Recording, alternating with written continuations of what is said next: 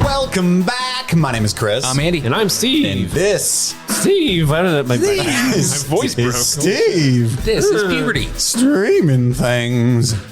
Welcome back. We're so excited to have you here. Oh my goodness. I've been looking forward to this since we stopped recording last week. I'll be honest with you guys. I've got nothing else going on other than my lovely wife. I mean, really, we record these episodes. I go home, I fall asleep, and do not awaken until the next week hath passed. The next week. He goes into a hibernation. Yeah. And rises like Steve's own mini Easter. Yeah. The tomb is empty right now because I'm out here. I'm more of a tomb half full kind of guy. Easter jokes. Timely Easter jokes. I still think that's the funniest thing I've ever said. My wife disagrees, is all I can say about that. If you've never listened to the show before, we here on Streaming Things are dedicated. We've dedicated our lives, in fact, to being the shield that guards the realms of men against bad things to watch via streaming. So we try to watch it all for you and pick what's good, talk about some things, and just give just sharp, intellectual, biting criticism about each thing that we watch so that you can have your lives enriched. That's what we do here. Masticating. Yeah. Go listen to the Kong versus Godzilla episode. You'll hear some biting criticism. And goodness. And just so deft and so intelligent. I don't know if I would say intelligent. Oh, I would. Very emotional. Ask me. That episode's very emotional. I agree. Steve felt some kind of way. He told us how he really felt. I felt attacked. And we normally try to be positive, but sometimes you just can't muster it. You know, life just beats you down. It's been a hard year. And sometimes it comes out and we take it out on, you know, Godzilla v. Kong, GVK. I've been feeling real guilty since that episode because I went so hard on that. And like this whole week, I'm like, man, I feel real bad. Adam Wingard just calls you and leaves a voicemail crying. Yeah, I know Adam Wingard is just a huge fan of the show. And I really... Is that who that was? I keep getting phone calls from an unlisted number. It's just a guy whimpering. And I'm just like, who is this? Stop calling. Just heavy breathing.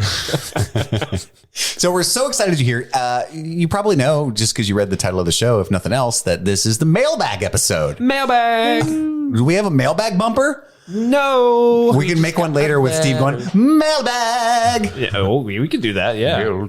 I have a song right now I'm thinking of. I'm just going to... It's Here's the Mail. It never fails. It makes me... No, wait. When it comes to Mailbag. Mailbag. So we've had some listeners, actually a whole plethora of them. We've chosen, I wouldn't say the best questions, but just the ones that stood out to us. So happy to have that here. So yes. Yeah. Thank you guys for writing in. Thank you so much. We always love to I don't know if we hear your words per se. We need to get some kind of method by which to have voicemails because I would like to hear their beautiful voices one day. Text to voice, bro. But we like reading the beautiful characters on our screens just as much, I would say. So thank you so much for writing into streamingthingspod@gmail.com. We are entering your ear holes right now through the host that is Buzzsprout. We're very grateful to be hosted by Buzzsprout. And if you have a podcast or you're thinking about starting a podcast, you can join Buzzsprout as well. Click the link that's in the show notes so that they know that we sent you, and you will receive a $20 Amazon gift card from Buzzsprout for using that link and signing up for a paid subscription to have your podcast hosted by them. Yeah. We have found their service to be infinitely useful. Steve, I mean, you're the one that is in charge of doing all the legwork on uploading and whatnot. How easy have you found Buzzsprout to be? Buzzsprout's really, really easy. We used it a while ago in a previous podcast I was a part of. I loved it then. One thing I want to shout out to listeners that is apt. Before in the show notes, we did time codes where I would physically type out, you know, if you want to skip to check the gate or our Justice League's review. These are the timestamps that you have to scrub to. Not anymore with Buzzsprout. Nay! You can literally go into your show notes, scroll all the way down to the bottom, and you can literally press a button like, oh, I want to skip straight to check the gate. You press check the gate on the timestamp. Boom. It just takes you right there. That was a hypothetical. You would never want to do that, right? No. That is our weakest segment by far. But for those that do enjoy news they can get literally anywhere else, check the gate's for you. We'll be doing that later. Yeah, so sign up for that link if you want to start your own show. And if you do start your own show, email us and let us know what it is. Maybe we'll give it a listen. By the way, that just reminds me, we've had an exhausting week at our day jobs, folks. We're just not there yet where we can focus all of our just myriad brain cells on this podcast alone. I don't think we have a plan for next week's episode because the gods are cruel and Mortal Kombat has been pushed back from the 16th to the 23rd. Oh, man. So that leaves us ass out, as they say, on next week's episode. So maybe we'll have a stroke of inspiration before this recording's done. But as of right now, I have a couple ideas. Next week's a mystery episode. Yeah. So we could, if we have some time at the end of the show, we could just debate it live for our beloved listeners. But if nothing else, just stay tuned. Follow us on Twitter. I'm at CMichaelWrites. Andy, what's your Twitter? I am at Andy most days. And Steve? I am at SteveMate13. He's the 13th of his name. And you might find one of us tweeting what the next episode is going to be about. Who knows? You'd have to follow to find out. Gosh darn it. Yeah. Let's start it off with the Crossing Stream segment where we dive into the things we've been streaming since last we met. Andrew, what have you been up to, my friend? I've been streaming a couple of things. I watched all of Fede Alvarez's new Apple TV Plus show, Calls. Now, I did kind of ruin my Crossing streams for you guys. Dear listener, you were not aware of this, but when Chris showed up today, me and Steve were sitting with rapt attention watching Calls. It was so good that I was like, Steve, we need to stop what we're doing, stop putting the show together, as it were, and go watch this fucking thing, man, because it's going to blow your mind.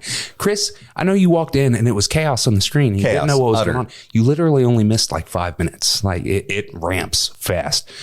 So Calls is a Apple TV original created by Fede Alvarez. It's based off of a French show, also called Calls, created by Timothy Is Hochet. calls the French word for calls? I don't know, honestly. L'école? Sorry. I think so. I'm going to look it up. Thanks, Steve. I'm going to Google it. I think it'd be like telephone or something. But anyway, so the premise of Calls is that it is essentially an auditory experience, an auditory fictional Much story. like this show. Much like the show. If you've ever listened to any... It's Appels Appels. Okay. on Apple TV Plus. Appels. So Appel is like what you call yourself. So you say Je m'appelle. It's I call myself Andy. Anyway, so French things.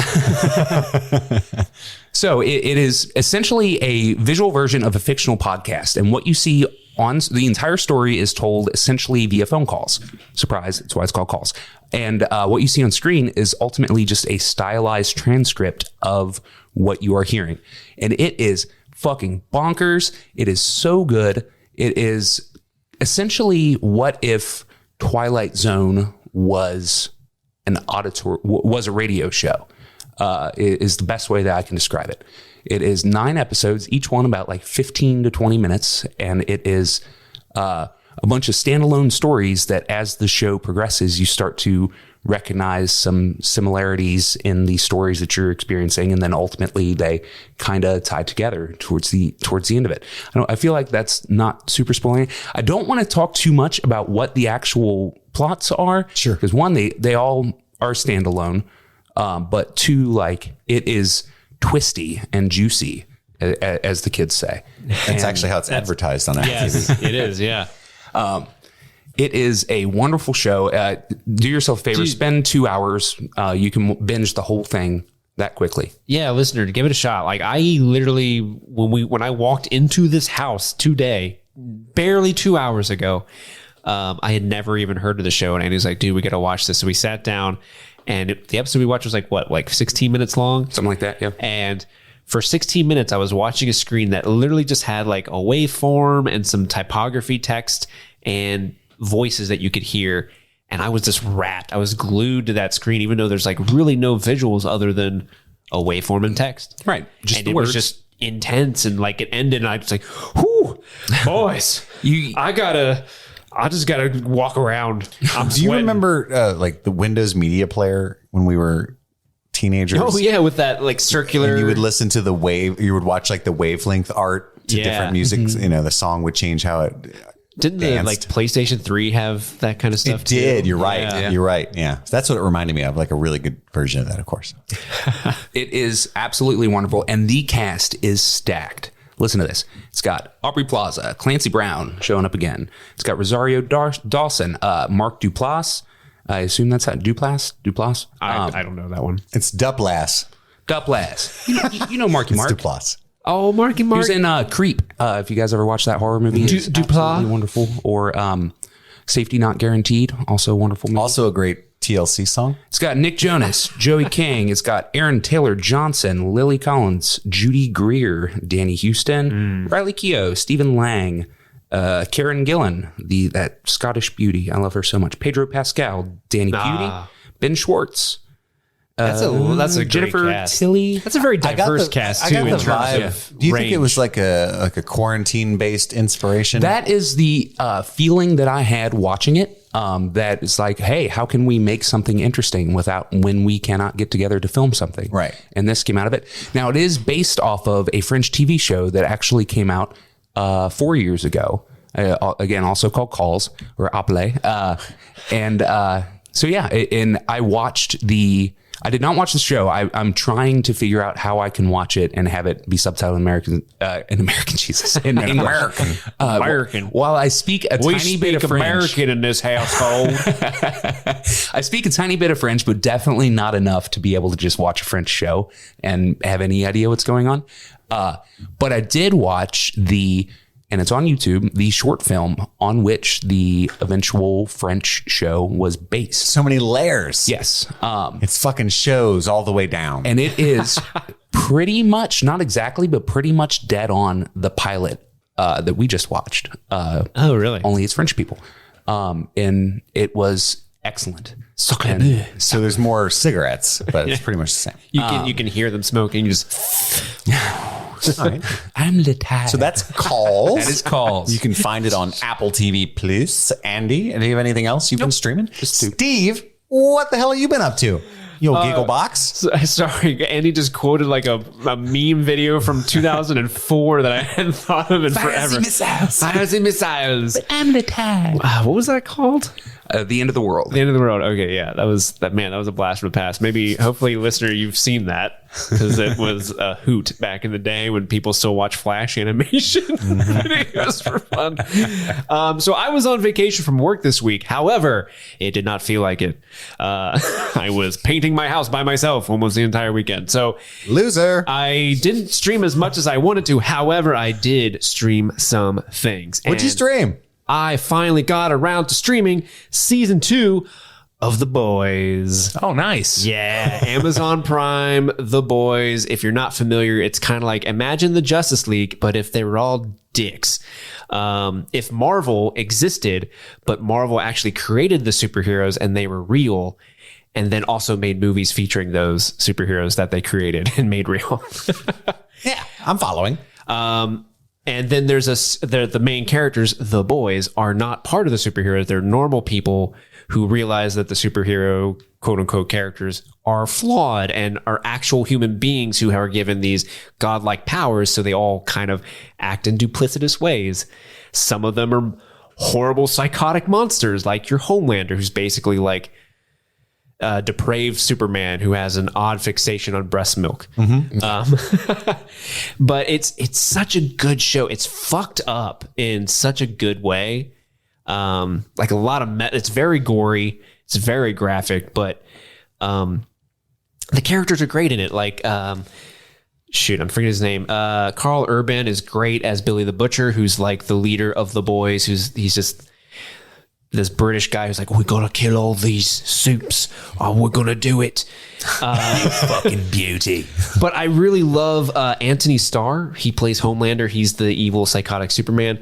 That dude is so good in that role because every single scene he's in, you're on the edge of your seat because like this guy could snap and just kill everyone at any second. Yeah. But at the same time, he plays the character charismatically enough where you enjoy watching him because he's genuinely funny, but in a messed up way. He plays that so well because it's a Superman character, but he's very emotionally vulnerable. And, I don't know. It makes it even more terrifying that he could emotionally snap rather than just be evil. You know what I mean? He's just clearly just fucked up in the head, not evil. Because like at first glance, you could say, yeah, he's super evil. But then when you really look at it, like that dude's life is fucked up. And so as a result, he's fucked up. Yeah. And again, he's just a terrifying presence. There's another character that they add in this season, Stormfront. I won't like get into her story, but such a good job. But that actress is great, and I really liked the kind of foil that she added to the mix. And you know, all that cast is great. I don't know, like I think season 1 is just so perfect. I don't think season 2 quite reaches that height, but it still was such a joy. There were several characters in season 2 that I felt like were like, what are we doing with them? Yeah. What's going on with the Deep? Yeah, the Deep storyline was kind of goofy. It's weird because the comics on which it's based, it's a Garth Ennis comic series, and I've read most of them. And it's even more fucked up, if you can believe it, than the show, like by far. Garth Ennis is the one who created Preacher. And he writes this whole introduction to the comic series where he's talking about how can I out Preacher. And if you don't know Preacher is also an extremely graphic, off the wall story. And so he submitted it to his editors like, you know, I did one better. And they're like, no fucking way. I don't think we can even publish anything worse than that. So anyway, that's what the comic series is like. But it's nothing like the show. I mean, all the characters are there. But as far as the plot and how the boys are, it's vastly different. But not in a bad way. It's not where I'm like, oh, the comics are better or the show's better. It's just they're both pretty extremely different to me. And I enjoy them both separately. But so I think that's the struggle is like the material they're adapting is kind of all over the place. And they went in a way different direction early on. So it's kind of like they're swimming without a paddle on a lot of those characters. But I'm super interested in where it's going to go. I think season 2 of The Boys was the most watched thing ever on Amazon Prime, if I'm not mistaken. Really? So, I mean, season 3 should be a hoot and get tons of funding. So I'm excited for that. Yeah, the way season 2 ends, it's one of those type of endings where it really throws a wrench into the whole show. Like, well, this changes everything now. Like, everything's like the rules that you thought were the case in the first 2 seasons are not the case going forward. So it's a lot of like, what's going to happen next? What's going on? But no, it's a really great show. I really like in this season, the one thing I really loved is they made it very modern in terms of like, they get really into how media is used to. Stormfront's essentially like, how do I weaponize social media? Yeah. And they do it really, really well. And there's actually, it's almost like a short film. It plays before the title credits. I forget what episode it is, but it's an episode of a guy. He's Neil from Community. Oh, right. Yeah. Where it's just this normal guy who loves his mom. He goes to work every day. Seems like a very generous or genuine person. But he, like, everywhere he goes, he's being inundated with like mainstream propaganda, like a Fox News or a Rush Limbaugh type situation. And it shows how someone who is a good person could believe the worst about people who are different than him. And it shows his kind of like in like radicalization over like, in the course really of like 3 minutes, it is very poignant in showing how this person can go from A to a very bad Z, you know, and it's really well done. So go see The Boys, Amazon Prime, check it out. That is what I have been streaming this week. Thank you very much, gentlemen.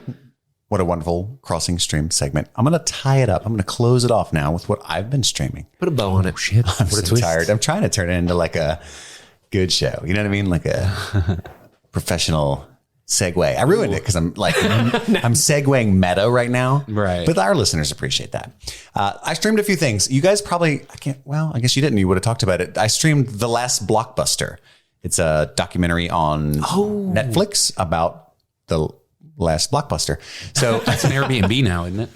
No, it's still in business as of the end of the filming of the documentary, at least. So for listeners who weren't alive ever, Blockbuster, obviously the biggest movie rental chain in global history, certainly in America. And all of the Blockbusters slowly died out in recent years. There is one Blockbuster remaining, and it is in Bend, Oregon, where you can actually still show up and rent movies and video games and then have to return them in 3 days. And it's overpriced. Maybe. The late fees suck. They still have the Pokemon Snap machine where you can bring your memory card, plug it in, and get a sticker printed. Yeah, I forgot about that. It's a fascinating documentary on a number of levels, especially if you were, I think it works no matter what, because it's like, if you're 25 plus, 30 years plus, and you have vivid memories of spending a ton of time in like movie rental places like we did, then it's nostalgia and it's really fascinating, and you get to step back into that life and see how it's going now. And I feel like if you were younger, it would be interesting from like what a weird thing to do kind of fun thing. You know what I mean? Like, I can't believe people used to do that. They gave you a box and you had to like return it, and you could talk to someone about like what you might rent and ask them if it was any good. And that's weird. That's like when we watch documentaries about people who travel in horse and buggy. Like, wow, why'd they do that? Yeah. It's got some really cool commentary. Like Kevin Smith plays a huge part on the documentary. They talk to him a lot. They talk to Ron Funches quite a bit. I love Ron Funches. He was like, I was dying of laughter. I didn't even recognize him at first. So I'm like, who is this fucking guy? And then I realized he's lost Ron a Funches. lot of weight in recent years. Yeah. It was crazy. Who is that? He's a comedian. I mean, he's not He just voiced King Shark in the Harley Quinn does a lot of voice work, but he's a good stand-up. Yeah, and, he's really funny. He's hilarious. But the last blockbuster is fascinating because they kind of spend. I thought it was just going to be a nostalgia trip, but they talk about. And it's funny that it's on Netflix, so there's a little bit of meta there, but it's basically about how Netflix did not kill Blockbuster. It's hilarious. Sounds like big Netflix is trying to scrub their role in history. Stop the steal. So apparently, and it's got the former CFO of Blockbuster, so it's pretty. Either they paid him a lot of money to make this shit up, or it's pretty believable. But he talks about how there was a lot of things going into it where it was sort of a dying business anyway. Anyway, it's fascinating no matter what. But I was brought to tears during it at one point. It's more about the general manager of the last remaining Blockbuster and how much she loves her job. She's worked there for 14 years, and how close she is with all of her staff, and her staff have children now, and they all come to her house, and it's really heartwarming. And it's fascinating how she keeps it running, because back in the day you would, because you can't really be sad about Blockbuster itself. That was a business that in itself killed thousands of mom and pop video store businesses. Like it's not this beloved company like we would like to make it out. It's not an underdog. Like, this was a corporation that destroyed a lot of businesses, right? So, and it just happened to them. So whatever. But when you see the people that are behind it and were affected by it, it's like, did they show Russell Crowe's jockstrap from Gladiator? That's a huge part of it. So, and I don't want to spoil it. It had to do with like John Oliver and the last 3 blockbusters in Alaska. Those all have made it to the final blockbuster. And you'll see when you watch the documentary what we're talking about, because I don't want to. It's not really a spoiler. It's a documentary, but it's still a neat little aside in the film. But how she keeps it running. Back in the day, you would have these production companies send you, dozens or hundreds of VHS or DVD or Blu-ray copies of their film and, rent them out to people. But nobody does that anymore because renting movies is not a thing. So she has to literally go to Target and buy like multiple copies of the newest movies to then take back to the store to rent out. Like, that's or order them off Amazon if she can't find them. And if they don't have it when you go to rent the movie, then you write it down and she'll go get it for you so that they have it on file at the store, which I thought was the most fascinating thing. Like, she spends so much time outside the store, like stocking the store now, because nobody's going to Paramount's not going to ship her, James Bond movies. I got to watch this documentary then, because that sounds like not an efficient business model. It's definitely not at all. But I mean, the people of Bend, Oregon, they still use it. I would go there if it was in Cincinnati. Sure, yeah. I would 100% have a Blockbuster card. I love perusing the shelves and talking to other people, and it would be fun. But anyway, I don't want to wax too poetic on Last Blockbuster too long. But I would definitely check it out. It's on Netflix. It's easy to watch. It's a kind of a long doc, but it's a good sit, especially if you like Ron Funches and Kevin Smith. Yeah. Yeah. I mean, he's hilarious, right? I've also been watching a show on HBO Max. and it is called Made for Love. Have you guys heard of Made for Love? No. It's kind of flying under the radar, making me a little mad. It's got Krista Milioti is the main star. Oh, I love her. She is having like a Milioti-sance, I feel like. She's popping up everywhere. She's doing damn good work. And I love this show. So the plot summary on IMDb says a young woman on the run after 10 years in a suffocating marriage to a tech billionaire suddenly realizes that her husband has implanted a revolutionary monitoring device in her brain that allows him to track her every move. It's shot out of sequence. The cinematography is fantastic. Krista Milioti carries the show on her back, along with Ray Romano. Plot twist. He's actually a really. I feel like that impersonation was like denigrating him, but he's actually a really phenomenal dramatic actor in recent years. I feel like what was in The Big Sick? Yeah. He was in what was an HBO now all of a sudden? What was an HBO movie that came out? Hugh Jackman. That's the teacher. Yes. I watched it. I really liked it. Bad. Ray Romano was really good in it. Yes. Yeah. He You're was right. like the PTA leader. Yeah. Well, he's like the co-piece of shit. Who gave you all the money? You. Yeah, that's exactly what it sounded like. My brother's tall. It's also got Made for Love has Billy Magnuson as well. So this is written by Alyssa Nutting, which is based on a novel that she also wrote. And I don't know. You got to check the show out. Not enough people are talking about it. So is it a thriller? Like, what's the? It is. It's comedic. That's what I tweeted at her, and I was like, I just don't understand how you wrote this. Like, every now and then you come across something where sometimes you see something. It's like, that's fantastic. I see, how smart you are. That's wow. And then you see things like, I don't know how you did this.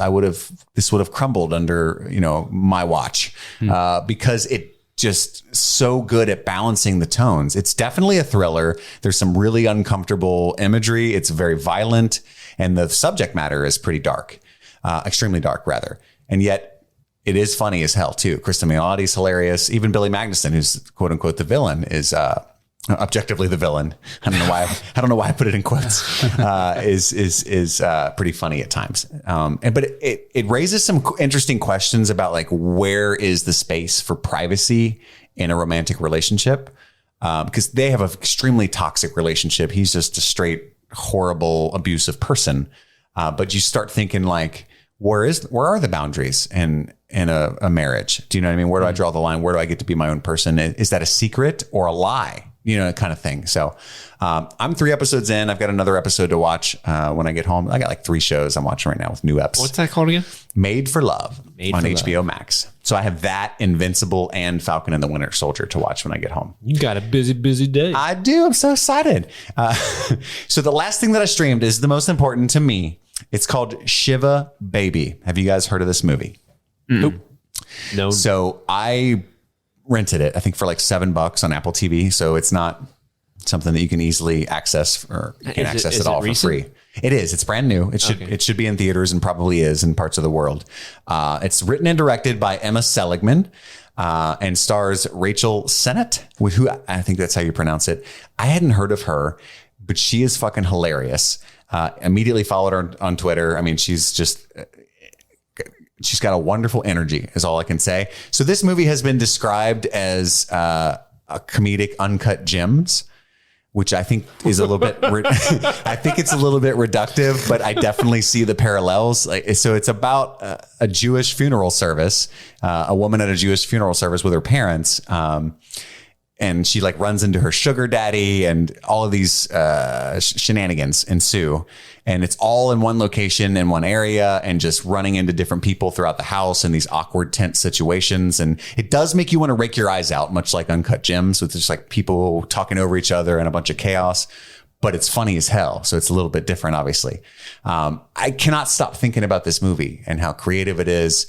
And I'm super excited to see what these people do next. So that's Shiva Baby. Please watch it. I want to see what you guys think. Shiva, like SHIVAH or SHIVA, like Shiva, like sitting Shiva. Okay. None of us are Jewish, so we apologize in advance. But yeah, I definitely want you guys to watch it so we can talk about it, because it has not left my brain. So that's what I've been streaming. Thank you so much for listening to us, folks. We like to tell you what we've been streaming. Now it's time for everyone's favorite segment that they probably already skipped straight to. Clearly. Check the gate. Chicken gates. Chicken gates in the gates, please. Chicken gates. Chicken gates. Chicken the gates. Chicken the gates. Check the gate. Watch that. Show what you got. Check the gate. Check it. Yeah, check it. What that guy said, which kind of sounds like me being silly every time I hear it. That is you. Is it? Yeah, that's you. I don't remember saying that. Do the voice, Chris. That bumper has clips of all three of us thrown in. Like the one who goes, check it. That's Andy. Really? We don't even do drugs. Wow. I love how I made this bumper years ago and like we all did that together. No one remembers this. So when I bring the bumper back and he's like, oh shit, we made that. Wow. Good job, Steve. He's all pissed. Like, why you guys didn't invite me to Check the Gate recording? You're in it. In it. Wow. Okay. So we all watched the Loki trailer, I presume. Yes. I don't know if it even belongs in this segment, but that's where I put it in my notes. There's a new Loki trailer. There is? It's great. I think this is going to be the best Disney Plus Marvel extension. That's my prediction. Now, the trailer could be misleading, but it looks phenomenal. Like WandaVision started wonderful and creative and ended right? But it was still a great sit. It super fell apart. I just really disappointed in Falcon and the Winter Soldier so far personally, and I don't know what could happen that would save it for me. But Loki looks damn good, super interesting, and apparently, from what I can tell from the trailer, it's about Owen Wilson giving out mustache rides through time. Oh, shit. Wow. Is that the impression you guys got? What do you guys think of the trailer? You're going to really like my mustache ride. Sounds really You're good. going to love it. So you guys like the trailer as well? Tommy? Yeah, it's really good. The first trailer that released a couple months ago was great, but this one, I mean, I really like the style and look of the series. I'm loving that Owen Wilson is a much larger part than I originally thought from the original trailer. This trailer makes it seem like Owen Wilson's like there the whole time. It's the show. And I love Owen Wilson, so more of him, please. And I just like the idea of Loki going through time and trying to be in time police. Because they're like time cops, right? It like reminds me of they're in. that episode of Rick and Morty with like the creatures that look like testicles that were in charge of. Yo, man, we went too far. Yeah, those guys. I did not watch this trailer. You need to check it out. We'll watch it after we record. I think it's gonna be good. I keep saying I usually don't watch trailers. Apparently, I watch trailers now that we have to do streaming things, right? So I don't want to be the idiot that is it good? And people are listening like, I come to you, Christopher, for knowing if it's good, because that's why people come. Like they lean on me, and it's a pressure. You're their rock. Honestly, I feel like when they're sometimes not strong, you'll be their friend. Yeah. Did you just make that up? Bro, that's beautiful, Andrew. Also, so Sony Pictures will now have Netflix as its permanent streaming home after theatrical release. I don't know how much this cost them, but so everything owned by Sony, which is a lot of IP. Pretty sure it's a couple bucks. Yeah, probably at least 10. So it will still have a normal theatrical run and then a normal pause between that and a typical VOD release, but it'll go straight to Netflix at that time and Netflix only. At the VOD point? Is the last nail in the coffin for the last blockbuster is what you're saying. I mean, I don't know for that sure. That woman's going to be like, you know, she's going to get like a Soundflower account and she's going to like download all these things on Netflix and just like record it onto a thumb drive. Yeah, I think I think the Blockbuster will just survive because nobody's going there as it's like a nostalgia thing now. A viable place to get the movie so much as just like, wow, this is neat. Right. But yeah, I think that's good on Netflix. Netflix has been spending some dough. Put a flag in that because I have some news I didn't write down, but I wanted to talk to you guys about it. It was all over Twitter and it was kind of enraging me. But anyway, this is awesome. This is good news. Okay. Indiana Jones 5. That's like, It's bad news that exists. Kingdom of the Crystal Skull, didn't warrant another sequel, right? But this one will star Phoebe Waller-Bridge and Harrison Ford, and it's directed by James Mangold. I didn't know that. Motherfucker. Cool. Definitely going to watch it. James Mangold, he did, remind me what he did. Is he... Logan. Okay. 310 to Yuma. Yes. Okay. So all kinds of good stuff. I knew he was good, but I was blanking on like the movies that he did. 310 to Yuma is a very underrated Western, and Logan, of course, is great. Ford v Ferrari. How dare I forget the wonderful dad movie that is. Somebody made a good joke about like, hey, like before I watch Godzilla versus Kong, do I need to watch Ford versus Ferrari? Yes. So I can get all the V movies are actually in the same universe. Yeah, I mean, I have no desire to watch another Indiana Jones, honestly. And I don't even know where Phoebe Waller-Bridge is going to fit into a story like that, other than that she's fucking amazing and she can go wherever she wants. She's playing Shia LaBeouf's character. They just recast. I was going to say, are they going to completely my kid's dead. Oh, here's another one. Yeah. I had this kid with Kate Capshaw from Temple of Doom. Hey, who knows? They can do anything. Damn it. So this is the news I wanted to talk about. So we talked about it last week, I believe. I know we talked about it as friends. Yeah, it was Andy's Check the Gate, talking about Knives Out 2 and 3, owned by Netflix. So they finalized this deal, and it ended up being about $478 to $500 million. That in part goes straight to Rian Johnson, right? I think he gets like $100 million of that or whatever. And so this discourse popped up on Twitter about how Rian Johnson is essentially the Jeff Bezos of film. What? And it was a whole 3-day thing where he makes too much money. He's a union buster. Why would he get that much money? In what fucking world? It gets worse. It gets worse. Okay, before you go any further, let me ask you something. Is this simply because Rian Johnson made The Last Jedi? No, not that I could tell. So then this, I don't even know his name. I don't want to say his name. I'm not like doxing him. And he got dragged enough as it is. This asshole on Twitter started tweeting about how his wife, and I'm sorry if I got any of the details of this wrong. I tried to black it out as much as I could. I was so angry. Karina Longworth, she has a really famous podcast that does very well. And it's called You Must Remember This. And it's a film podcast. Oh, I love that podcast. Yeah, that's Rian Johnson's wife. Oh, that's dope. And she makes apparently a decent amount of money from Patreon. So then this discourse came up of, if he gets $100 million from one movie, why does anyone have to pay for his wife's podcast? That's bullshit. I don't even know how you could get there in your brain. But it was a whole thing. So then there was this whole discourse about how the Blank Check podcast guys make 40 grand a month from their Patreon and how that's bullshit because it's just a bunch of bros talking about movies. And Twitter just ate itself like the proverbial snake. An Ouroboros. I just want to put it out. I mean, we don't make any money. We actually, in fact, spend quite a money to do this, and we're happy to do so because we love doing it, right? But I would hate to think that if we ended up being able to do this for a living, that we would somehow be villainous in some way. Like, who the fuck would knock the Blank Check guys for being successful? Like, we pretend to support artists and we pretend to tell people to follow their dreams. And when somebody successfully does it, somehow they're an asshole now. And now this is probably a small sect of people that feel this way, but I was just like, how could anyone feel this way? This is mind blowing. These are indie artists that have succeeded. And what?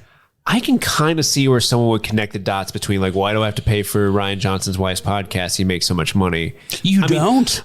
You don't. I don't agree with him at all, but I can see where someone would make that connection. I have no idea how anyone would be like this Blank Check guys. First off, fuck them for having so many things wrong with that, though. You don't have to donate to her podcast. No, you don't. B, just because her husband makes a good amount of money doesn't not give her the right to make her own income, which is absurd and sexist.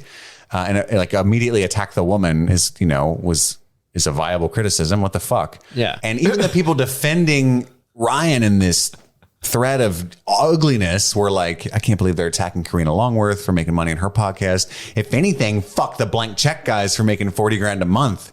And I'm watching those guys. No, don't fuck them either. What the hell? What's going on right now? You're also an indie film journalist who would love to make that much money and wouldn't feel like an asshole if you did. What is going on right now? Just a bunch of ugly jealousy? Yeah, I think that just sounds like people being sour grapes, that someone is making a career off something they wish they could make a career out of. Yeah, I mean, ditto, but I'm not knocking them for being better. I would love it if we made that much money like the blank check guys, but like whatever they're doing is working. I'm just happy to get an email. Yeah. Bad Baby made $1 million in a day on OnlyFans. Go be mad about that. Yes. That's another thing that was Also, more don't be mad about that.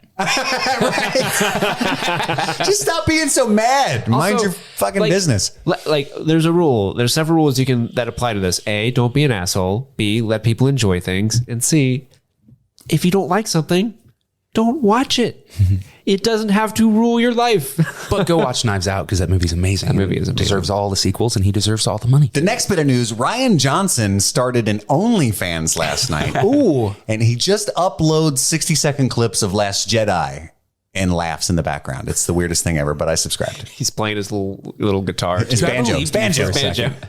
A banjo is not a little guitar, Steve. Let the past die.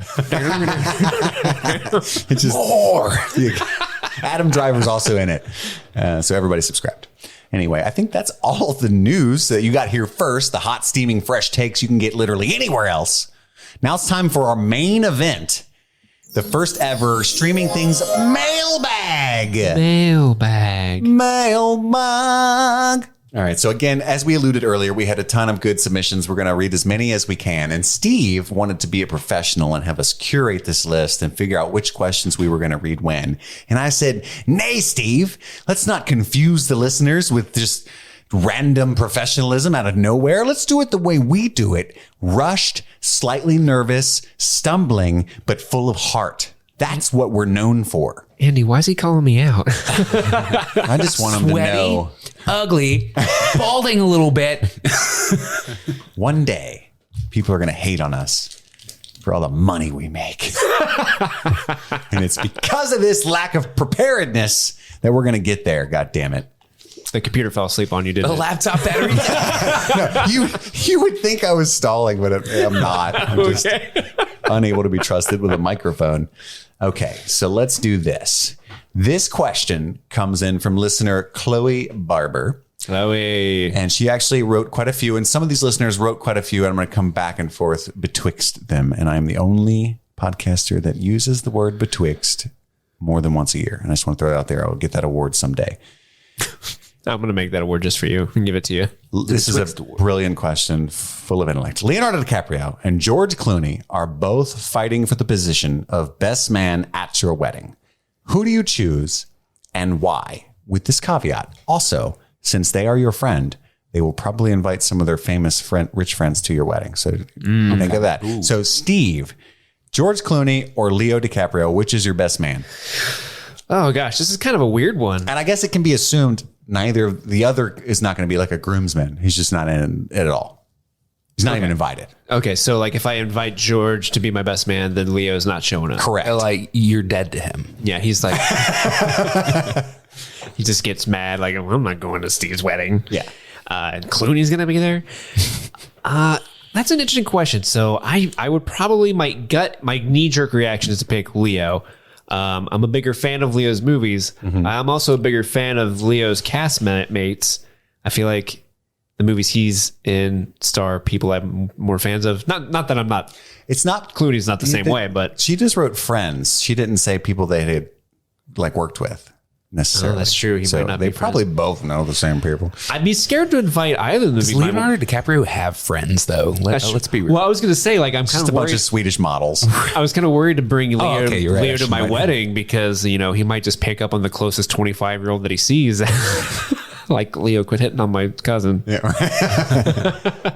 So I'm going to go with Leo. Leo's my choice. See, I couldn't go with Leo because during his best man speech, he would just try to get everybody up in arms about climate change or something. It's an important topic. It's a super important topic, but read the room, Leo, is all I'm saying. No, I'd have to go with George Clooney. He's a Kentucky boy.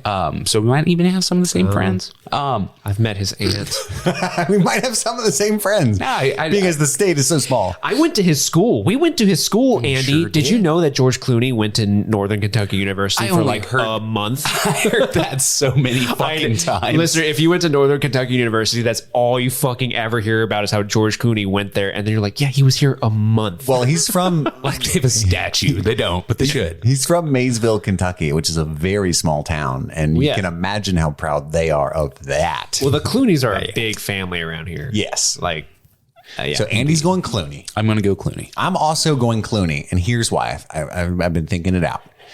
I think Clooney's going to be. I also like Leo's movies a little more. I think Clooney's going to give the better best man speech. He's going to give the safer bachelor party. He's just going to be a better guest all around. I didn't think about that. Leo's bachelor party would have been lit. Like, Come on, man. You didn't think of that? Thank you, Chloe, for that question. She's got some more questions we'll come back to later. Now we've got David Og. Now, here's what's funny about that. I've always considered myself somewhat of a linguist, but I've been recently mispronouncing names so egregiously that I can never retain any respect. You've lost all your confidence. Yes. And now this man who's a big fan of the show, and we very much appreciate him. He only has 2 fucking letters in his last name. And I'm really not confident that I'm saying it with the correct. Maybe it's he abbreviates his last name. Maybe it's like a part of a large like name. Agamemnon. It's David. David Agamemnon. This question comes in from David, we David love you. Agamemnon. Okay. And this is related to our recent episodes. Why I picked this one because he wrote a few questions as well. Do you guys think Zack Snyder should continue the Justice League? Like or like the Snyderverse in general? the Snyderverse in general. Andy, I'll throw it to you this time. No, because they're terrible movies. None of them have been good. The first Wonder Woman was okay. And that is it. The Snyderverse's claim to fame. They are awful movies. The Snyder Cut was not a very good movie. It was much better than the original Justice League, but that's an extremely low bar to hurdle. You don't hurdle, you step over that bar. No, yeah, they're unless they fucking, I don't know, just switch to. Never mind. No, I'm not even going to go down that rabbit hole. Don't do it. I'm of 2 minds. Part of me is with Andy. You're like, I just don't like those movies. They're not for me. But because something's not for me doesn't mean like I don't think they should be made. So like the other half of me says, yeah, he should make them. There seems to be people are interested in the nightmare alternate reality that they're running towards. But at the same time, there's been, the Snyder Cut super toxic fans are now like review bombing Kong versus Godzilla. Like, keep this. What's their new thing? Like the Snyderverse. Like, And they're probably the ones that Save are the super Snyderverse. pissed about how much podcasters make. But go on. Wait, Yeah. the review bombing? Godzilla Kong vs. Godzilla got review bombed by Snyder. Wait, did that toxic have fans. good reviews that it could be bombed? Well, It was actually generally well received. yeah. You and I are in the minority in not liking that movie. Oh, okay. But yeah, it was, and so part of me is like, yeah, release it because people are like interested in. Like, I kind of think it's weird to end it. You have to have this grand plan and it just never happens. But another part of me is like, yeah, but are you still rewarding that toxicity? Yeah. So it's a little bit confusing. But I think overall I'm erring towards, yeah, sure, why not? If they want to make money or if they want to spend the money on it, sure, why not? I'd just like to see someone else at the helm and just start over. Yeah. You're not doing any of these characters justice. See what I did there? LOL. No, so I don't know why I've been saying LOL spelled out unironically today, Please but it's lol the it, second bro. time. Yeah. Raffle. I'm really disappointed in myself. I think in isolation, like without any of the factors that you all were including, like the toxic fandom and this and that. Yes. My answer would be yes. I would like to see now curse me for this if you must, but I would like to see the 3-hour, 45-minute sequel and the 4-hour finale. A pox upon your house. To the plague of both your houses. I would like to see the remaining 8 hours of this trilogy. I really would. But I like where Andy's coming from too. Let someone else, in the sense of, that's what's great about Marvel. Sometimes you get, you get Taika Waititi, you get the Russo brothers. What? You just said Taika Waititi, and the first thing that popped in my head is Taika Waititi dressed up as Batman. Like, hey man, do you bleed? Hey, You will, you will. Hey, where's the trigger? Martha. Hey, Why did you say that name? why'd you say that name, bro? Anyway. I think like Taika Waititi, the Russo brothers. We almost got an Edgar Wright Ant-Man. You know what I mean? Almost. Oh yeah, I wish we could have had that. Yeah, that would have been amazing. So, any hoozle. Moving on to some more questions. Let's do this.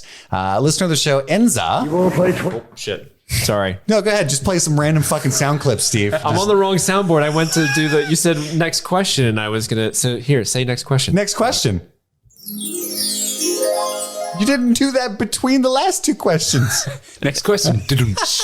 Don't question my Questions. I am sleep deprived. I've been filming Glee Club for hours. Glee Club. That's really what I've been doing all week. It's a good question from good friend of the show, Enza. I feel like I know you guys a bit after all these hours spent listening to you, she writes. But still, I'm curious. Is this Enza? It is indeed. Oh. What are the shows and movies that shaped you? What did you watch when you were a kid or a teenager that influenced who you are now? Steve, I'll throw it to you.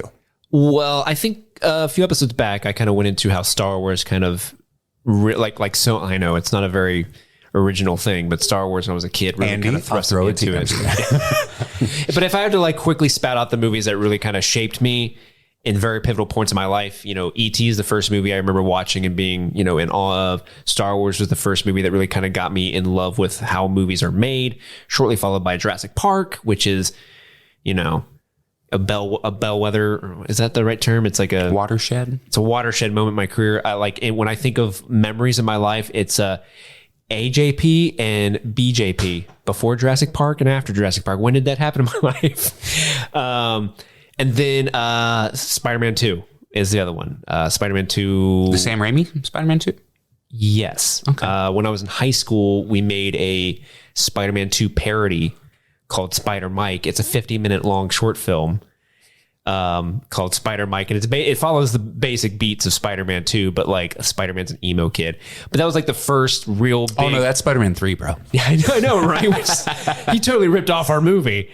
But that was like the first movie that like I made with friends and like wrote a script and, you know, we went out and filmed a thing. We edited it and like people watched it. And like I was in a film studies class and the class outvoted the teacher because the teacher's like, well, we can watch Casablanca or we can watch Steve's film Spider Mike. And I'm like, boo, Casablanca, boo, Spider Mike, let's watch that.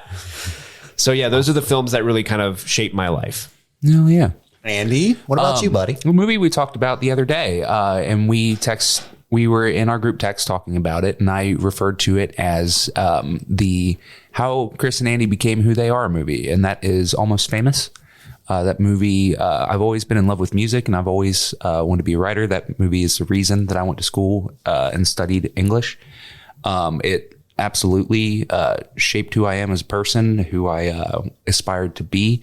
I think like personality wise, I'd have to say like Kevin Smith movies, just because that was my jam from in my formative years. And I think that it informs a lot of kind of my pop culture obsession there and love of everything meta. Kevin Smith movies are wonderful, but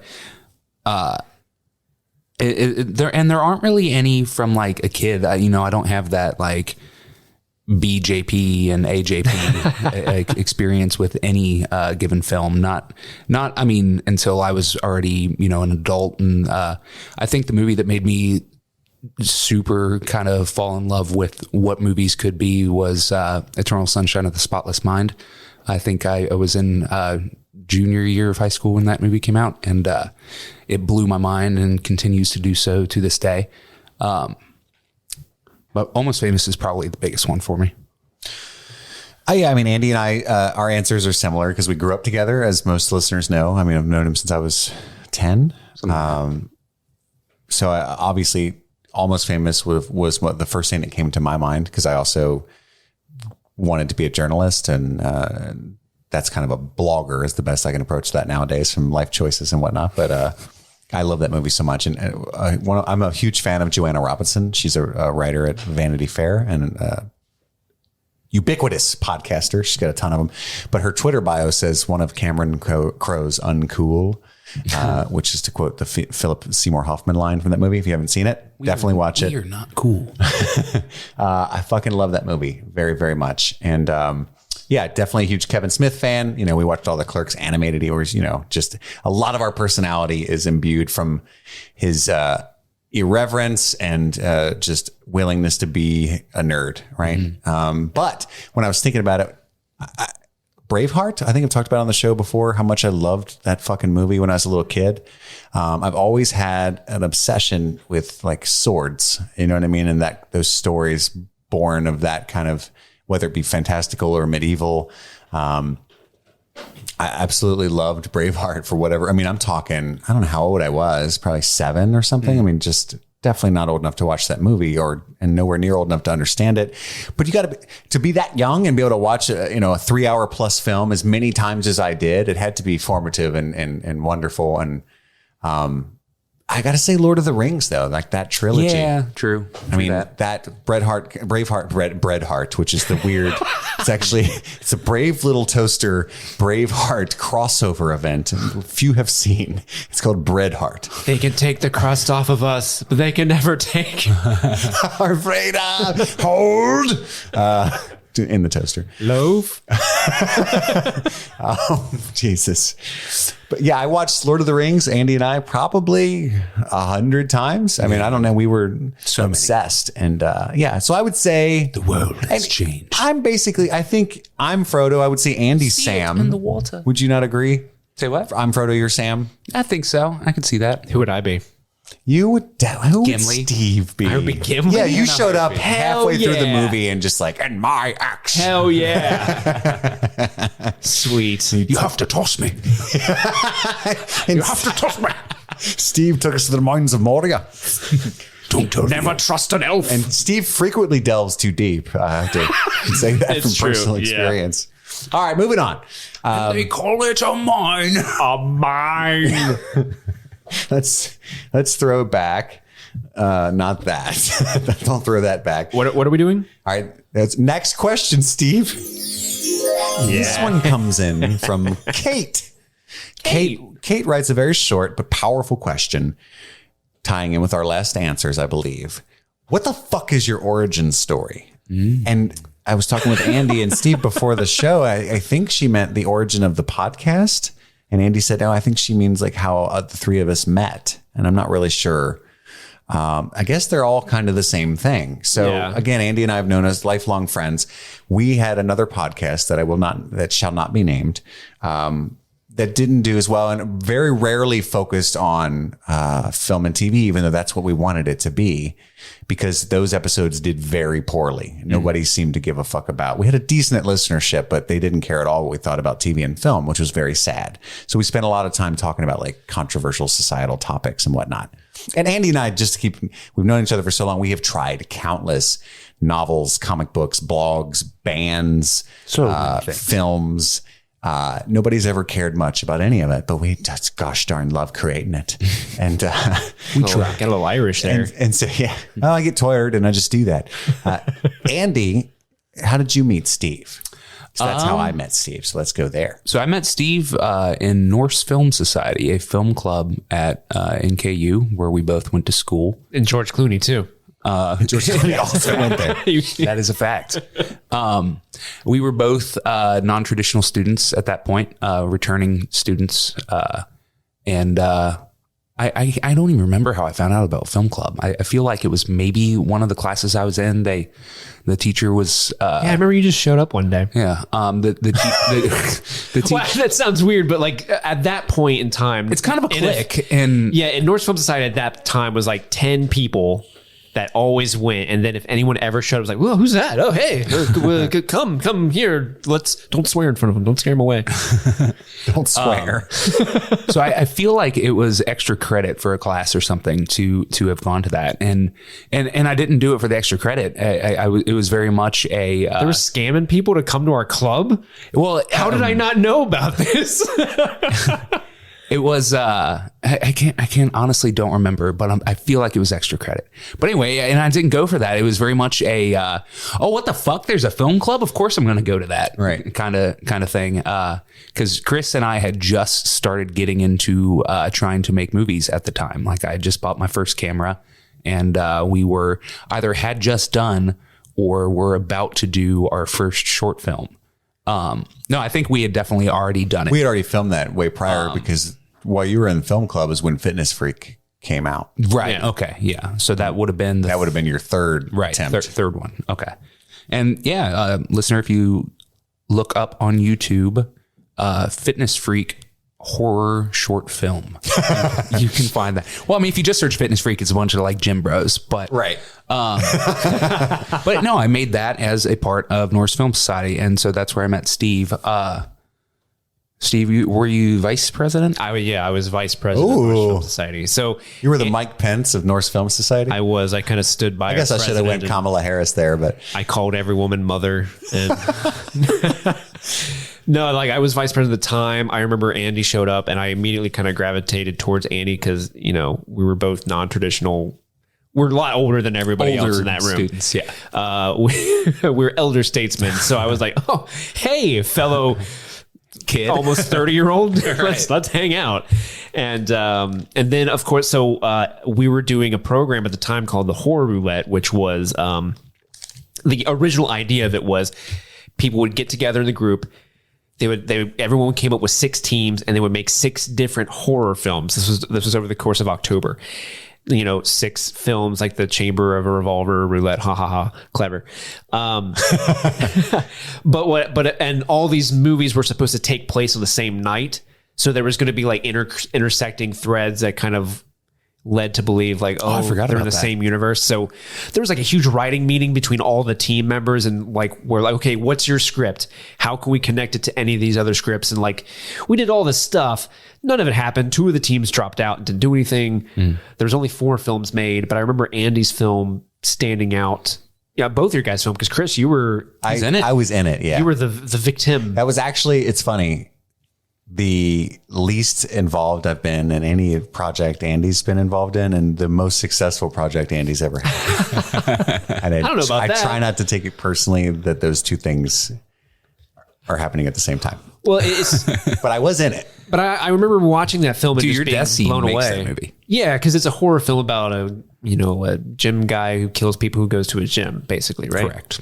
And I just remember the way it was shot was so much better than the other films that were made, mine included. My film looks like shit. Oh, thanks, man. And no, like seriously, like everyone else was like, that's a student film. Like these are all good student films. And Andy's film came on. I was like, wow, that actually looks like it could be like an actual indie film. And so and then you and I like started working together and just became, good friends at NFS for a while. And then a couple months later, there was NKU had a film festival called Oink. What was it? What was Oink short for? I kind of forget now. Ohio Independent Northern Kentucky, or I don't know. Something like that. NK was definitely Northern Kentucky. Yeah. So it was just statue somewhere. It was just a bunch of people. Like you didn't have to be at NKU. Like a bunch of people. If you made a film in the area, you could submit it. And so it was basically a class of students who studied Ohio, film Indiana, festivals. Northern Kentucky. Yes, you were correct. But it was basically a class of film festival. It was a class of students studying film festivals. Their final project was to curate and put on a film festival. And you submitted Fitness Freak. I was in that class, so I was helping run it. And that was the first time I met Chris, because Chris came to the debut. And I remember that was we didn't really talk that much. I was like, oh, hey, good to meet you. You were great in that movie. I watched you die. Yeah. I have no memory of meeting you there. But I remember that event was really cool to on such a small scale, but to kind of to watch the film you made in a group of other people who had never seen it screen, is so fun. That is such an important experience for people who are budding filmmakers, is being to watch other people watch your movie on a big screen. It's very informative. But how I remember meeting you is our next project. I think we've talked about it on the show before. Yeah. It used to be in the show notes. I don't know how much oh no. Yeah. God, that's brazen. So this is kind of fun. I don't want to take up too much time, but it is, it's kind of what the mailbag's for. It's a funny story. I know we've told it before, but so I call Andy and this is why Andy had more success with an idea that was wholly his that he let me help with. Right. So I call Andy with this idea I have for a movie, and I want it to be about sex and about sexual identity. And I want it to be extremely graphic and raw. And I call Andy and I pitch my idea to him, and he's like, I don't think that's going to work. because it was, even as fucked up as Kinsey is, it was way worse, Steve. It was, my version was... I got to hear this at some time. I don't know if I can tell you on air, but it was way more graphic. And so Andy said, I like it, but let's tone it down. And I have this theory that with me being as psychotic as I am, that I need not be tempered. That if you just let me run a completely amok, it would be more successful than with Andy's like more sensible versions peppered in. That's my theory. All right. I've told Andy my theory before. So anyway, go ahead. No, you go ahead. I was just going to say the writing process, even though the movie did not turn out the way that we want to, the writing process was actually kind of cool. We wrote it in a day and we weren't even together. We were emailing each other. Like he would write a scene and I would write my version of it. And then I would kind of like combine the two. Oh, my dog's just limping out here. Why are you so limpy? Sorry. And so then like he would send me a version. I would write my version of it. I'd send it back to him. And then he would edit the version that I just edited it and send it back to me. And we're like, okay, next scene. And just back and forth. And we did it over the course of just like 5 or 6 hours or something like that. Yeah. And I'm really proud of it. It's just, executing an idea once written is very difficult, because you rely on so many other people. And I don't know. You know what I mean? Like it's just, I've had so many instances where like the script and I see it in my head. And I have such respect for filmmakers who can make the vision in their head. And I'm sure it's changed, but just be anywhere near what they saw is just really difficult. But you can watch that as well. It's called Kinsey and it's on Vimeo. Be warned, don't go straight there. Listen to the rest of this. There's graphic nudity, some of which is mine. It did not. I watch it nowadays because you starred in it too. Like, I don't know if you mentioned that before. Did you? Yeah. So I starred in it. Well, I didn't want to ask anyone else to do what I was wanting. So the casting process was very interesting and, but I'm very proud of how we executed it. We had, not mostly, but would you say majority female crew? Yeah, I would. I'd say it's about half. Because we required the female actor to do nudity and stuff as well. And this is one other thing I'm proud of is as far as like local, no budget short films and stuff. When I tried to ask the community, like, how do you do sex scenes and how do you respectfully handle this sort of material? Even like the most accomplished filmmakers in the area were like, I have no idea. Only know what I've read. Like, let me know how it goes. Like, I would love to help. You know what I mean? Like, so I kind of felt like it's an intimidating endeavor. Nobody's like dared to do this without like a bunch of professionals that definitely know what they're doing, kind of thing. Mm-hmm. So Steve was recruited to help with that, and he was gracious enough. And that project was very stressful and actually cost quite a bit. And that was a 3-day shoot, right? Yeah. Mm-hmm. Yeah. And we had some wonderful people involved, but we did a lot of reading, Andy and I, about like how to handle it, without being a creep, A, or B, just, being rude or however you want to phrase it. Mm-hmm. And we read a lot about The Handmaiden, which was a movie that I loved at the time. There's a lot of graphic nudity. And we read in that most of the set and cast and crew were asked to leave during the worst, but most nude scenes. And a lot of female crew were used to help the female actors feel comfortable. So that's what we, tried to think about that as well. And we had some of the best people ever on that set. Steve, I mean, you were like 3 different things for sure. AD, grip, definitely best boy. Yeah, I think I did like 3 or 4 jobs. I think I pitched it to you as being assistant camera, and then I definitely did that. A lot more than that. I was pulling focus at one point, so yeah, you were. That was I was pulling focus too. Do you remember where I was when that was like one of the most like that? That's a moment where I was doing my job, thinking like, oh, my life is interesting. Yeah. So that's how I got to that. That's why I don't remember Steve from the film festival. That's how I met Steve. We're in the house that I lived in at the time. I am completely naked, except occasionally because our modesty pouch did not come in the mail on time. I had a... Oh, that's why. Yeah, we ordered one. I had a... I know that. We did order one. For those that don't know, males that do sex scenes sometimes use what's called a modesty pouch, where you basically tuck, for lack of a better, I'll just say what it is. You tuck your cock and balls into a pouch that prevents it from touching the other performers, right? So I was like, oh no, what do I do? And so Andy was like, I got an idea. And he pulled a Crown Royal bag out of velvety purse, the velvety coin purse looking thing, the purple and gold, out of his car. And that's where I tucked my junk and tied the drawstring. And so I was just walking around with that swinging, and Steve with all his equipment, like, hey, buddy. And Steve, you were great because you did not know me. It was a very uncomfortable situation, and you never made it weird. I just have to say. Well, I got to say, like, at one point you asked me if I wanted a shot of Crown Royal, and we were so professional on this. And that was the moment I'm like, I love this guy. Everybody was awesome in that movie. But so how we started this show, Chris, it was actually your idea to bring Steve on. I was it?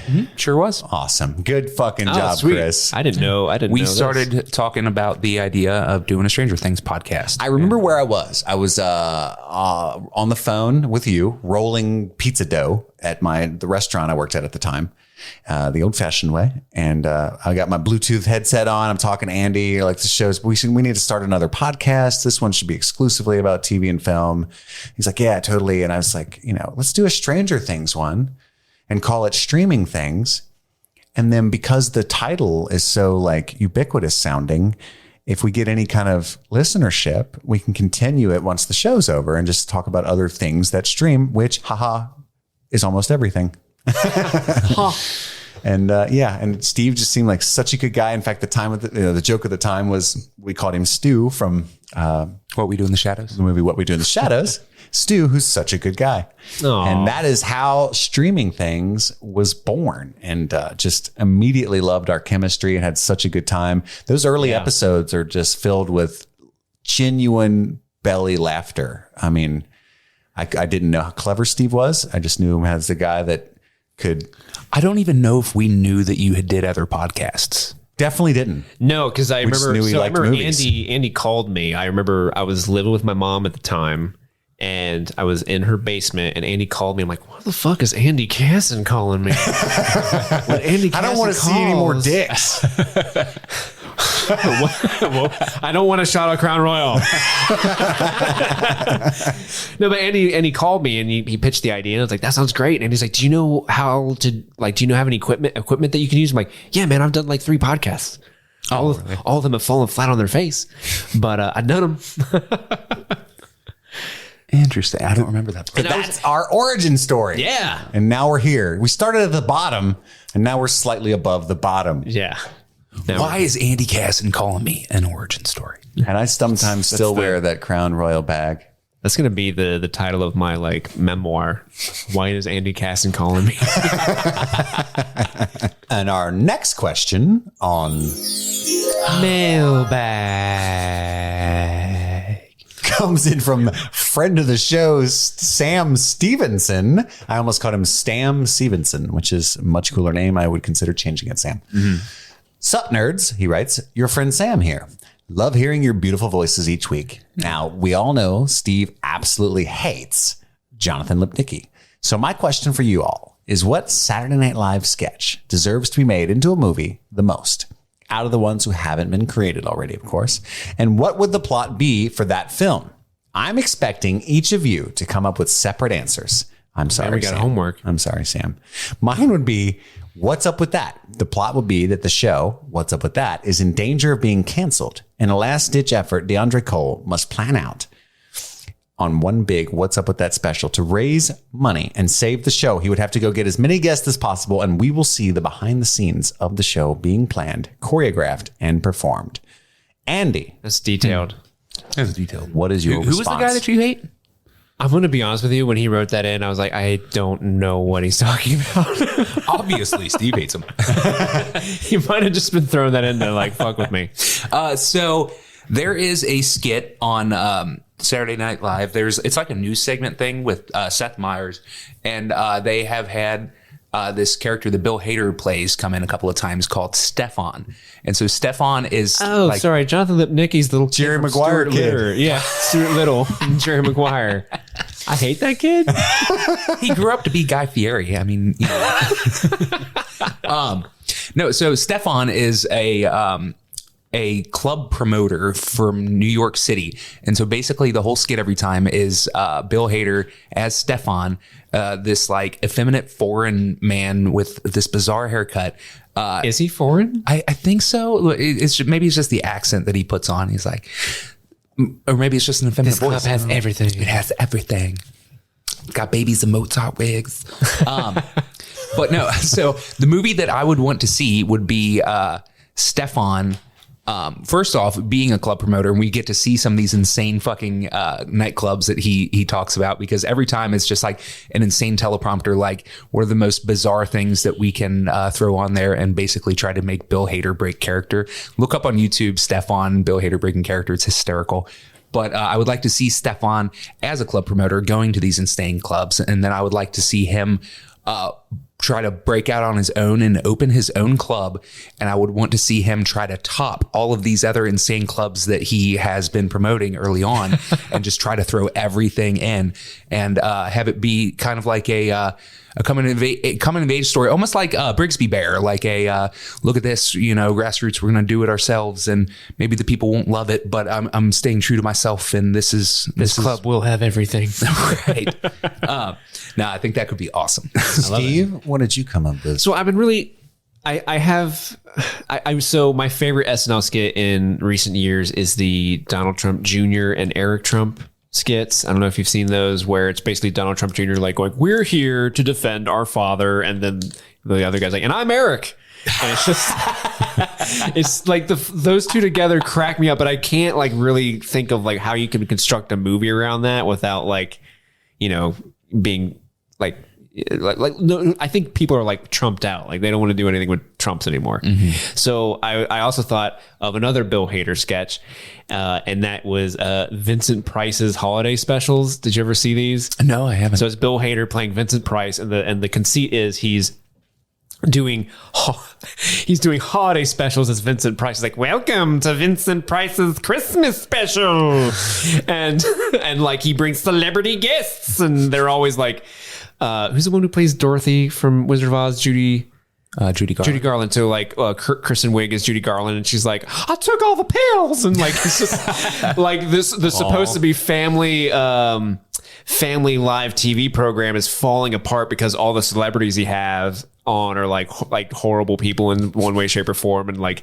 it's usually him and Fred Armisen plays Liberace, and he's like, "You're really not trying to keep it secret, are you, Liberace?" And it's really funny. So I'm trying to think like maybe they can make a TV, like an actual movie of like leading up to one of his specials where it's like he's trying to get people to be on his show, and you can get a bunch of different celebrities coming in pretending to be other celebrities. Oh, that'd be cool. And then it culminates with the show, and it's basically like those sketches, but blown up into a larger scale, where the whole show is them creating the special, the holiday special, seeing it air and fall apart, but they save it at the last second or something. But yeah, that's a great skit. Look those up if you have a chance. I would watch both of those movies. Oh, and Bill Hader, by the way, is a national treasure. Is I feel like he's in great danger of Nicolas Cage stealing him. Protect him. Protect him at all costs. Must protect. Okay, so I thought I didn't do my homework, Sam. I very much apologize. So this is straight off the cuff, and I haven't watched much Saturday Night Live in the past decade or so. I'm more of a Chris Farley, Adam Sandler era reruns SNL guy. However, how about the Papyrus sketch? Yes, with Ryan Gosling, and that becomes an entire movie about a just disheveled conspiracy theorist psycho. That's one of the best sketches ever. Who logs onto he is Q from QAnon, and he spends all his time hunting the papyrus font across the world, nay, across time, because he invents a time machine. Yeah, if you're not familiar with the sketch, it's sketch. I fucking love this sketch. Ryan Gosling plays a guy whose life is falling apart because he's obsessed with the fact that the person who created the logo for the movie Avatar just used papyrus. Just papyrus. And so he's like showing up at the guy's house like, "You know what you did. You know what you did." It's so good. I would watch an entire 90 minutes of that. Yeah, without I would a doubt. too. That is a great pick. But I would say I loved his skit when like he and his wife like are super overly sexual and really believe in Santa Claus and like, when's he gonna show up? You said he's coming. I rewatched the party. His goddamn mind. I rewatched Nice Guys recently, by the way, speaking of Gosling, and comedic timing, absolutely perfect with that man. Thank you so much, Sam Stevenson. Next question. Mailbag. This comes from friend of the show, Phil, and it's a very serious question, so you have to think long and hard about it. Right. Marry, lustfully pursue with no strings attached, or kill, right? So this is, I think, very similar to the game marry, fuck, kill. Fuck, marry, kill. Whatever order. Iron Man, Whatever order. Thor, and Hulk. So we have to marry. What was the middle one? Lustfully pursue with no I strings guess it attached. has to be in that order, otherwise you kill, marry, and fuck, and that's pretty weird. Yeah, you don't want to put that sequence together. All right, so Iron Man, Thor, Hawk. I'll start it off. I think I got this one. This one's actually pretty easy, Phil, if you really start to think about it. So you got Iron Man, I will marry because he's For the money. for the money. And also, he seems like, even though he would be emotionally distant at times, just a very loving, genuine person. He'll love you 3,000. Yeah, definitely. He would certainly love me 3,000. Exactly, Andy. I think it's obvious that I would lustfully pursue with no strings attached Thor. And I'd have to kill Hawk because he didn't talk about the Bruce Banner version at all. That's true. Right? So I would marry Iron Man, I would fuck Thor, and I would kill Hawk. I know Steve. I know this is boring, but I actually gave this question some thought ahead of time, and it's 100% what you just did. Because I want to get that Iron Man money. Thor is a good-looking man. I mean, I ain't got you nothing, but I would go to town on that. Yeah, for sure. But I would take Thor's hammer. Hemsworth is a very attractive man. And then if you kill the Hulk, then you can just lord that over everybody for the end of time. Like, guys, I killed the Hulk. Like if I went to a restaurant and like, I'm like, excuse me, ma'am, the steak is medium well.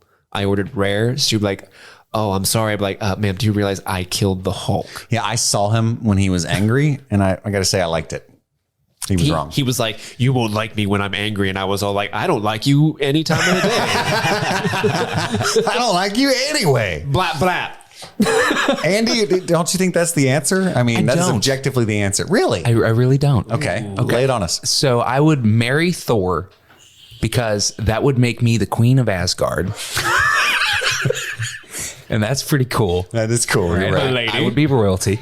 My lady. I would. Asgard is a place, isn't a place though, Andy. It's a people. That's fair. So you're sure you know that. I would lustfully pursue with no strings attached the Hulk because I just got to find out. You know what I'm saying? Like, I get it. What's under those purple shorts? right. Yeah. Why don't they ever tear? You know what I mean? Something's going on down there. And then I would kill Iron Man. That's terrible. So you can rid You're basically Thanos. I am 100%. but you would be ridding the MCU from half of the villains in the universe. True that. Because Iron Man makes half the villains in the Yeah, MCU. that's a fact. Yeah, he's a terrible person. He's basically a war profiteer. Like he's trying to pull a Netflix blockbuster situation and try to undo the damage. But There's a documentary coming out where Justin Hammer's like, yeah, I didn't get thrown in prison because of Tony Stark. He's great. little Iron Man 2 reference there. Oh, yeah. All right. We got another question from the mailbag. Mailbag. This question comes in from Kelly Sundberg. And actually, I took a few semesters of Deutsch, and so her name would be pronounced Zundberg. And I just want you to know that. Oh. Drop some fucking knowledge on you. All right. Kelly's a wonderful person. I know His confidence is back. Are there any, she writes, are there any hidden gem, quote unquote, shows or movies that you evangelize? And then she says, I have two, Noth on Netflix. I think she meant both.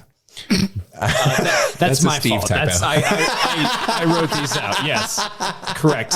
That is a Steve typo, not a Kelly. You typo. shouldn't have trusted me to not read the typos. One of them, she continues, is Blown Away, a glass-blowing reality competition, and Always Be My Maybe, a romantic comedy with Randall Park, Ali Wong, and a hell of a bit part by Keanu Reeves. So I think her that's question, the slow-mo Keanu Reeves thing that was all over Twitter. I remember that. does this have to be, Evangelize makes me think shows that people typically don't watch, you would think, or like you try to get people to watch. Is that how you took it? She said it's a hidden gem, but what's true. What's a hidden gem that you're like, you have to see this? People Get on it. But with a little more gusto than that, I would hope. Come on, watch it. Well, God. you have to see Think about this. this. Steve, do you have anything? I won't go too comes to deep mind? because the thing that comes to mind, I've already evangelized it on this show, and that is Netflix's The Dark Crystal. I love that show. I think it's beautiful. I seriously doubt we'll get a season 2, which is really, really sad because no one watched it, but it's just art and amazing. And I mean, it's puppets, but like it really shows you what you can do with that medium in a very stylized way. It's a great show. I go back to just creaming it where I'd lose my goddamn mind about the show while Andy pours Fireball cinnamon whiskey down my throat the entire time. I would have to say, well, the first thing that comes to my mind is the most recent, and that's Gangs of London, which is only streamable via AMC Plus, at least at the time of this recording. So you've heard my rant on that, but you must see Gangs of London. Very similar show, also starring Joe Cole, is Peaky Blinders, which I know is a massively successful show, but it feels like a lot of people in my personal life, a la Andy and Steve, have not delved into the minds of Moria that are Peaky Blinders, and that's upsetting to me.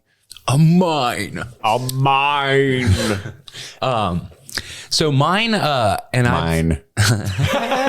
I've evangelized this quite a bit. It's not a TV show; it's a podcast, so that counts as a show. Limetown. I've preached this to both of you, I'm sure, at some point. Chris, I think I even got you to watch or listen to it once, right? Yes. So Limetown is a fiction podcast. I have no memory of this place. It follows the story of a girl who is investigating a city in which the entire population just one day disappeared. And so she is interviewing like the police around the area. And then out of nowhere, she suddenly gets a call from a survivor of the town. And then from that interview that she has with the survivor, and that's the way that the show's presented. It's essentially the interviews that this girl does with these survivors from this town where everybody mysteriously disappeared. And it was like a town that was built for a purpose. It was like a scientific community where they were doing these experiments and stuff. And slowly over the course of the show, it's I think 6 episodes, you start to find out what they were doing in the town.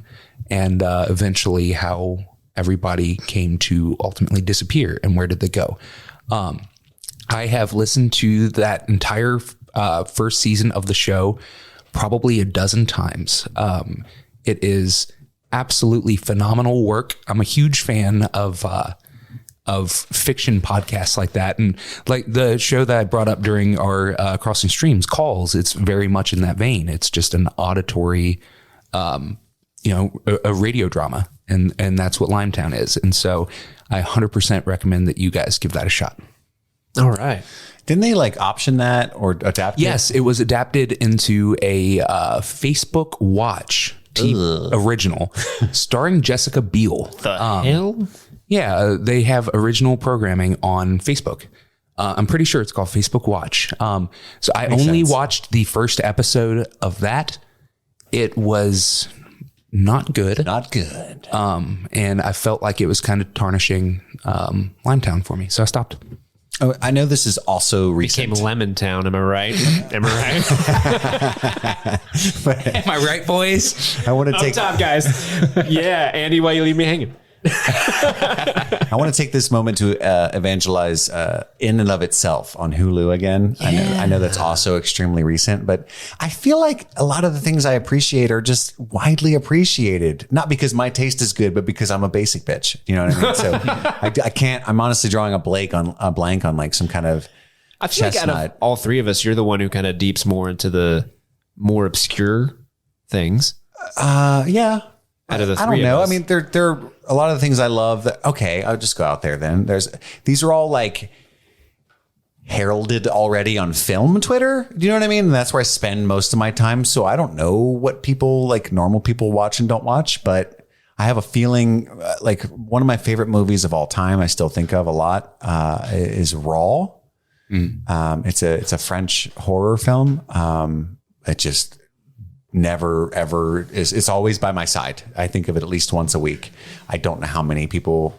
I know it's very highly lauded and well awarded, but I don't know how many people still watch it or think about it or talk about it. If you have not seen Raw, please go watch it. That's a beautiful, beautiful film. I'll throw that out there too. That movie introduced me to French rap, and it is fucking amazing. Right, yeah, Andy and I jammed to that forever. Plus pute de tout le pute. It's sluttier than all the sluts. shit's Is what fire. that translates to, dude. It's Pute de pute le pute. My favorite part of Raw is when Stone Cold comes out and says, man. Not to be confused with Monday Night Raw. Hell yeah. Okay, I think we're running out of time. I'm just going to rapid fire some of the questions we did not get to feature. And you just got to kind of, first thing that comes to mind, Okay. answer it, guys. All okay, right, here we go. You guys can tune out listening at home, but this is going to be our rapid fire question segment. Okay. Spielberg and Quentin Tarantino, Steven Spielberg, Quentin Tarantino are both hanging from a cliff. You can only save one of their lives. However, the one who falls to their death also erases all the movies they ever made from history. Who do you choose to save? Explain why. Andy, go. Spielberg, he made better movies. Spielberg, if you heard my list of influential films, half of them are Spielberg films. I would have to say Tarantino just to be different. And okay, here's what I did think about this when it first got emailed in. So Spielberg is obviously the one to save because I feel like more other movies will be ripped from history if Spielberg had never existed, right? I mean, like he's the basis of a lot of the ways that we view blockbusters. But I'm going to pick Tarantino because that might not necessarily be a bad thing. Sure. I mean, looking back, Tarantino ushered in a wave of indie creators with unique visions, and Spielberg ushered in a wave of giant bombastic blockbusters that took funding away from middling feature projects. So I don't know. Pick your favorite movie character who you think you would have a decent chance at kicking their ass and explain how you would kick their ass. Like any character? And please be very detailed. Okay, so have you guys seen the movie The Theory of Everything? It is a biopic about Stephen Hawking. Okay, that's fair. I am pretty confident I could kick his ass. I would do it with my fists. Okay. Have you ever seen the diving bell and the butterfly? We're just going to name. Oh, no. This is getting really ableist. Yeah. You're right. I'm sorry. That was a bad Okay, joke. so No, I have you get it. guys It's ever funny. seen Indiana Jones and the Kingdom of the Crystal Skull? Unfortunately. I bet I could beat up Indiana Jones and Indiana Jones and the Kingdom of the Crystal Skull because he's ancient. Okay, I don't have an answer. And I do it with a whip. And I feel really bad. Okay. You ever seen Throw Mama from the Train? No. Really? What is that? You've never seen Throw Mama from the Train? That's the first time I've ever heard that movie. So it stars Call to action. have you seen The Goonies? I know Andy has not. yeah, Jesus. I've seen the Goonies. So the evil mom from the Fratellis, she stars in it. So She's like their mama. She's like this like hideous, mean mother, and I believe it's Danny DeVito that plays the son. Let me just double check. Throw Mama from the Train. Yeah, Danny DeVito, and it's got Billy Crystal as well. And so he wants to kill his mom, and he plots on throwing her off the train. Oh shit! I think I have seen this. Like on TV is when you were a kid. like on TBS or something. I'm pretty sure I could kick Mama's ass. Is what I'm saying, and I would probably I almost said run a train. This is a good question. I feel like just kick her right off the train. Be very detailed. Okay, This is a question I feel like there's a lot of good answers. Like I bet I could beat up Charlie's grandpa from Charlie and the Chocolate Factory. and Charlie. And Charlie. You would beat the shit out of Charlie. Fight Charlie and steal his golden ticket, goddammit. Yeah, and then you can get in there. Any of the Oompa Loompas? I bet I could take stuff. And then I'd Violet. Just choke her out. Why are you so violent, Violet? You know what I mean? Because she's turning blue.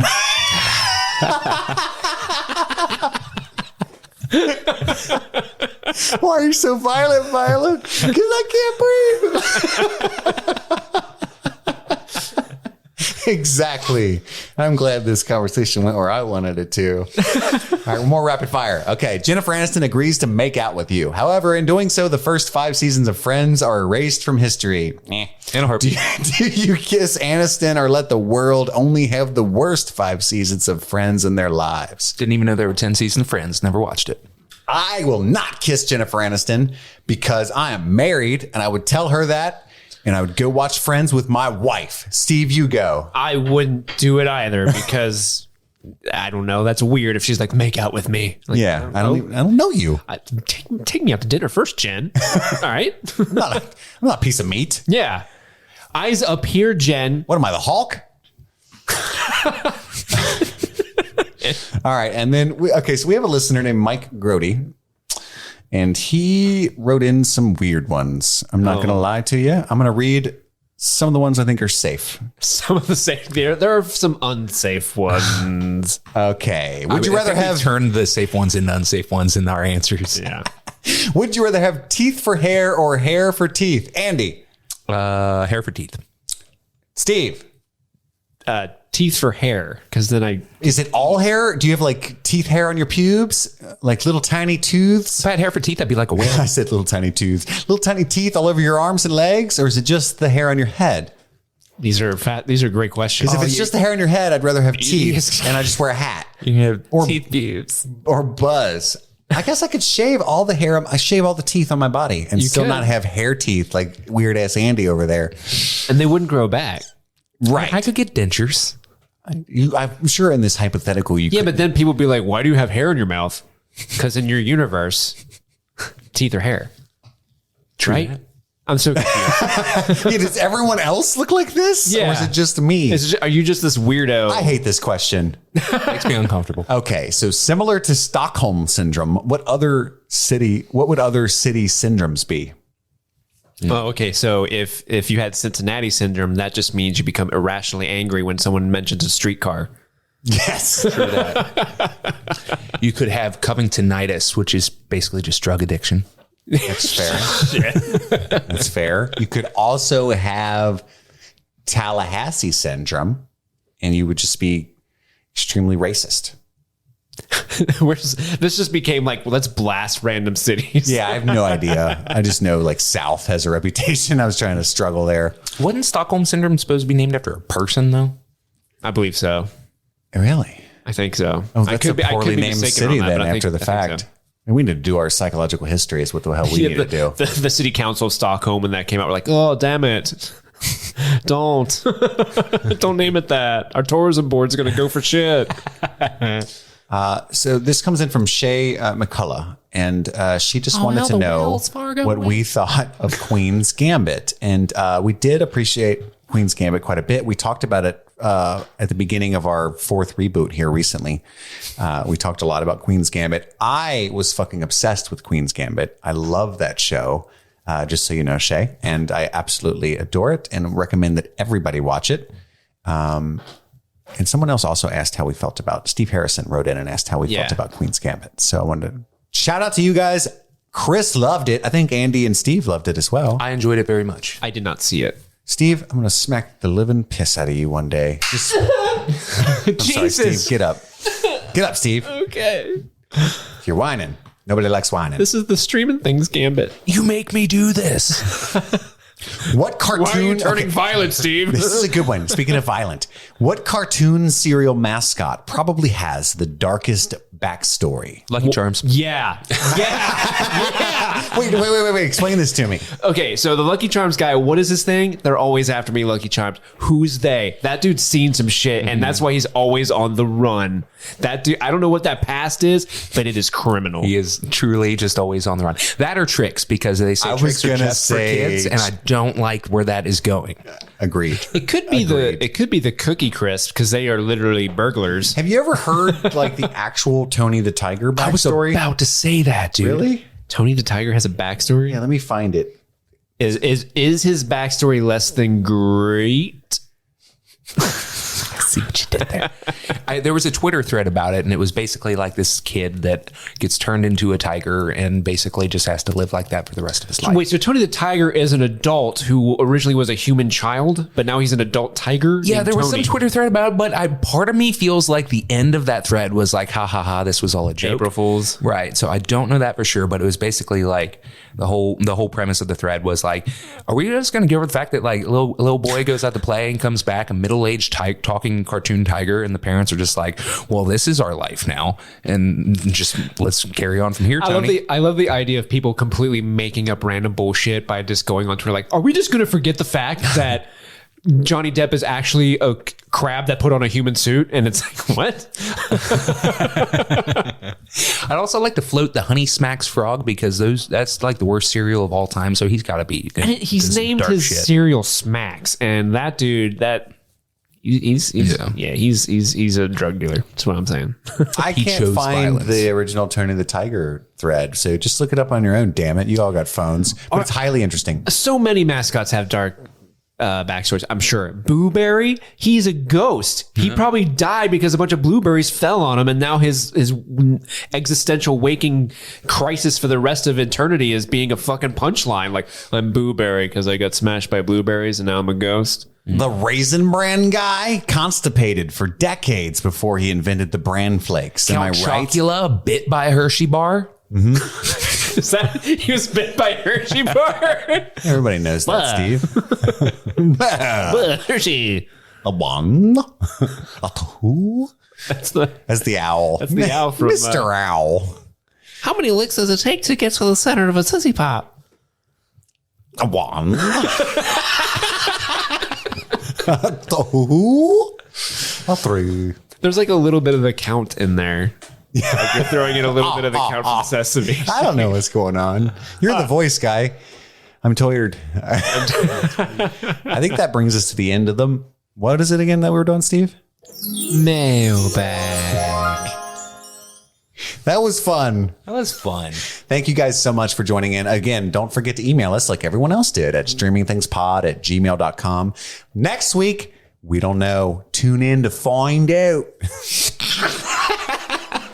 My name is Chris. I'm Andy. And I'm Steve. I'm sorry, David Agamemnon. We love you, David Agamemnon.